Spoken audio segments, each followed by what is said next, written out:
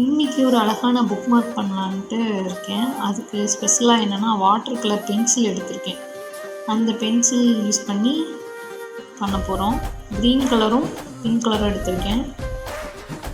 இந்த மாதிரி flower 3 flower வரைஞ்சிட்டு அதோட லீஃபு எல்லாமே ட்ரா பண்ணிக்கிறோம்.